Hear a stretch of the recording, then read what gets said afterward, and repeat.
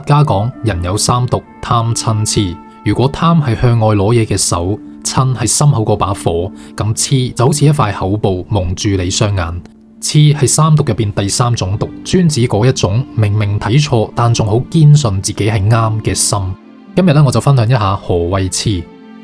佛教講嘅痴又叫做愚痴無明，唔係話一個人冇學識，而係一種咁樣嘅狀態。你嘅見解同現實已經脫軌，但你嘅內心仲一路同自己講我先至係啱。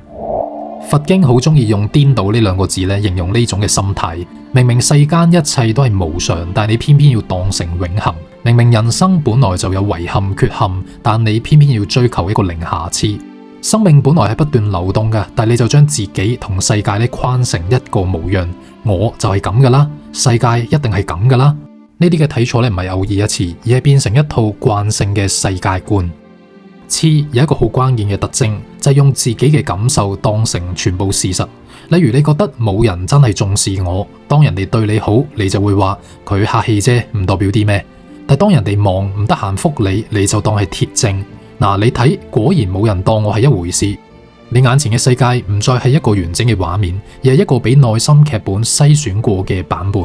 佛法叫呢啲做妄想取相，唔係如實咁樣睇清全部因緣。你只係拎住其中一小段嘅片段，其他可能性咧全部俾你篩走晒。呢度咧好容易俾人誤會嘅，以為咁即係大家嘅觀點角度唔同，都算係痴咩？佛法所講嘅痴唔係指一啲正常嘅意見分歧，兩個人根據自己嘅經驗，同一件事有唔同嘅睇法，只要大家肯去聽，肯去考慮個事實，其實係好正常嘅。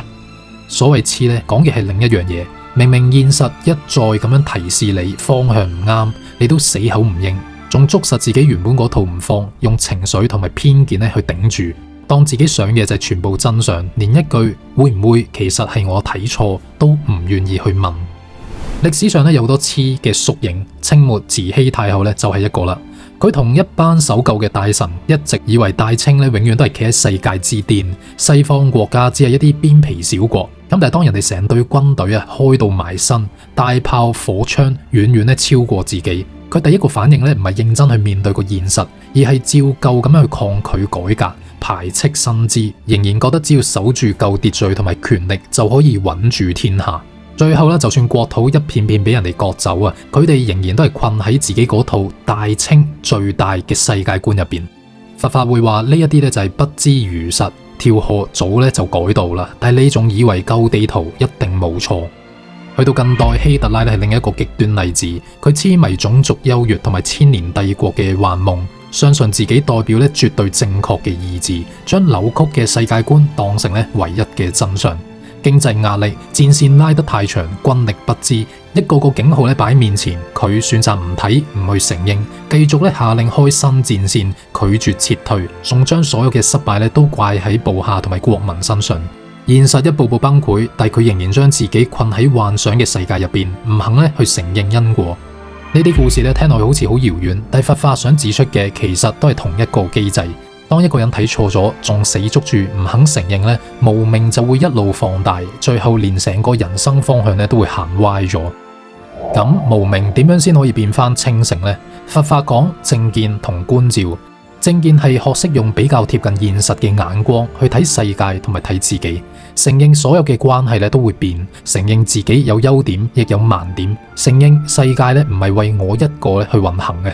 觀照就係你肯安靜落嚟睇下自己嘅念頭係點樣走。當腦入邊又彈出我一定唔得，我一定冇錯呢啲嘅老對白，你唔再第一時間傳信，而係會問自己一句：係咪真係咁樣呢？有冇其他可能性呢？呢一問就好似心入邊嗰塊口布挖開一條縫，至少仲有少少光可以透到入去。喺佛法角度，呢一種由迷轉向清醒，多數唔係啲咩驚天動地嘅大徹大悟，而係日常入邊好細微但係關鍵嘅轉向，由一定係咁變成咧未必淨係咁。對自己嘅肯定留少少空間，只要你肯承認我有機會睇錯，你就已經唔完全俾無明牽住走。由呢一個位置開始，智慧先有條件咧慢慢成立。三毒入邊最隱蔽嘅痴，亦都會一步步鬆綁。